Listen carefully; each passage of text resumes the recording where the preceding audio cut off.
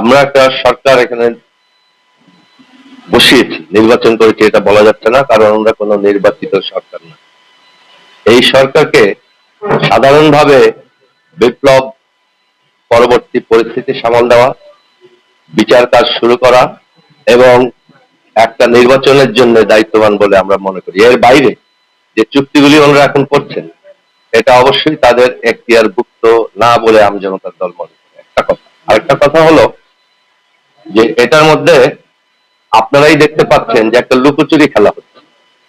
সরকারকে 32 নম্বরের মতো একটা ডাইভার্সন সৃষ্টি করে, রায়ের দিন একটা ডাইভার্সন সৃষ্টি করে সেই ফাঁকে এই একটা চুক্তি সাইন করতে হলো। এটা কি আপনাদের মনে হচ্ছে না যে সরকার তাহলে একটা দুর্বল অবস্থানে আছে? তারা গোপনে কে কাজ করতে চায়, গোপনে কাজ করতে চায় চোর, গোপনে কাজ করতে চায় যার নীতি নৈতিকতা ভালো না তারা।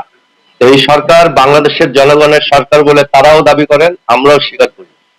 কিন্তু ওনারা যদি একটা চুক্তি করেন বিদেশি কারোর সাথে, আমাদের বন্দরের মতো একটা গুরুত্বপূর্ণ স্থাপনা নিয়ে, এবং তারপরে একটা বিবৃতি দেন যে নিরাপত্তার খাতিরে এই চুক্তির কোন শর্ত জনগণকে জানানো যাবে না, তাহলে এটা কি ইউনূস সাহেবের চুক্তি না বাংলাদেশের জনগণের চুক্তি?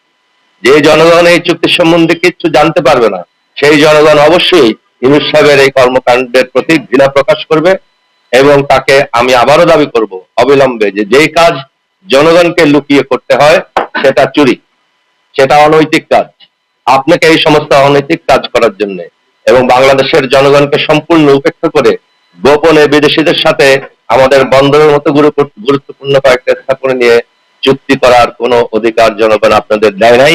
এই চুক্তি আপনাদের অনতিবিলম্বে বাতিল করতে হবে এবং অন্যান্য যে সমস্ত চুক্তি করার জন্য পায়তারা করছেন সেগুলি বন্ধ করার দাবি জানাচ্ছি।